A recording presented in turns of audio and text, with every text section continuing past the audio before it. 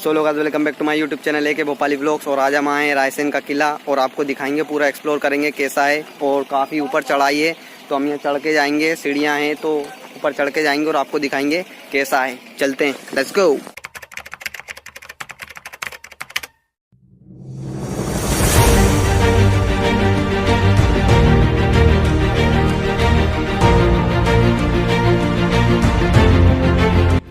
तो अभी हम आधी सीढ़ी चढ़ चुके हैं, थोड़ी बहुत और बची है तो इधर से जाएंगे और पूरी दिखाएंगे और ऊपर चढ़ के फिर आपको दिखाते हैं कैसा नज़ारा है। अभी थक चुके हैं, काफ़ी ऊपर आ चुके हैं। चलो ठीक है और आगे चलते हैं। मेरे दोस्तों और भाइयों, अभी हम आ चुके हैं ऊपर और ये है गेट, इधर से हम जाएंगे अंदर। और इधर का व्यू इतना बेहतरीन और इतना ज़बरदस्त लग रहा है, वो आप देख सकते हैं।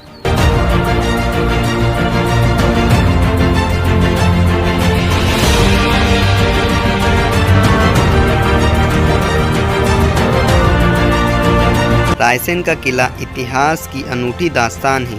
11वीं शताब्दी के आसपास बने इस किले पर कुल 14 बार विभिन्न राजाओं और शासकों ने हमले किए। तोपों और गोलों की मार झेलने के बाद भी आज ये किला सीना तान कर खड़ा है।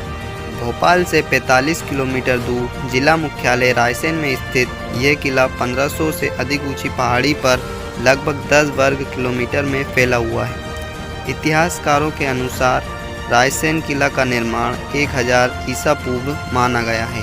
किले पर जाने के लिए आपको बड़े बड़े गेटों और दुर्ग से गुजरना पड़ता है। शायद यहाँ पर सैनिक पहरा देने का काम करते होंगे, जिससे कि वे अपने दुश्मन को दूर से ही देख सकें और हमले के लिए तैयार हो सकें। किले के अंदर जाते ही सबसे पहले आपको एक विजय स्तंभ दिखता है, जो कि साहस और वीरता की निशानी है। और इसके सामने ही आपको एक शिव मंदिर दिखता है, जो कि साल में सिर्फ एक बार महाशिवरात्रि को खुलता है और यहाँ पर विशाल मेला भी लगता है।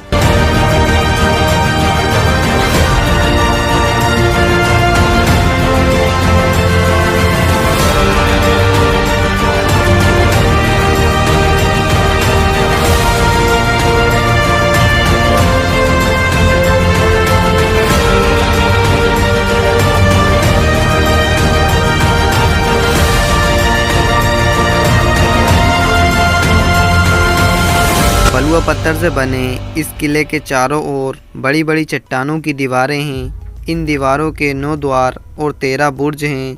इस किले का शानदार इतिहास रहा है। यहाँ कई राजाओं ने शासन किया है, जिनमें से एक शेरशाह सूरी भी था। हालांकि ये किला जीतने में उसको काफ़ी मेहनत का सामना करना पड़ा था।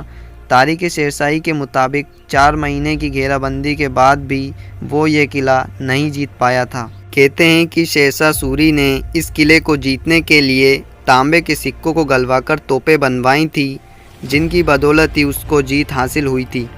हालांकि कहा जाता है कि 1543 ईस्वी में इसे जीतने के लिए शेरशाह ने धोखे का सहारा लिया था। उस समय इस किले पर राजा पूरनमल का शासन हुआ करता था। उन्हें जैसे ही पता चला कि उनके साथ धोखा हुआ है, तो उन्होंने दुश्मनों से अपनी पत्नी रानी रत्नावली को बचाने के लिए उनका सिर खुद ही काट दिया था। किले से जुड़ी एक बेहद ही रहस्यमय कहानी है। कहते हैं कि यहाँ के राजा रायसेन के पास पारस पत्थर था, जो लोहे को भी सोना बना सकता था। इस रहस्यमय पत्थर के लिए कई युद्ध भी हुए थे, लेकिन जब राजा रायसेन हार गए तो उन्होंने पारस पत्थर को किले में ही स्थित एक तालाब में फेंक दिया था। कहते हैं कि कई राजाओं ने इस किले को खुदवाकर पारस पत्थर को खोजने की कोशिश की, लेकिन उन्हें असफलता ही हाथ लगी। आज भी यहाँ पर लोग रात के समय पारस पत्थर की तलाश में तांत्रिकों को अपने साथ लेकर आते हैं, लेकिन उनको निराशा ही मिलती है। इसको लेकर ये कहानी भी प्रचलित है कि यहाँ पर पत्थर को ढूंढने आने वाले लोग अपना मानसिक संतुलन खो चुके हैं, क्योंकि पारस पत्थर की रक्षा एक जिन्न करता है।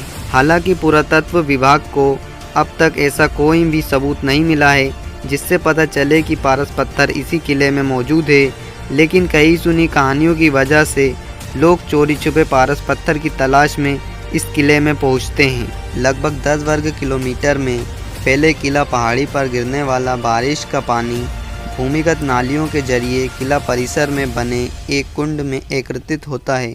नालियाँ कहाँ से बनी हैं, उनमें पानी कहाँ से समा रहा है, कितनी नालियाँ हैं, ये सब आज तक कोई नहीं जान पाया है।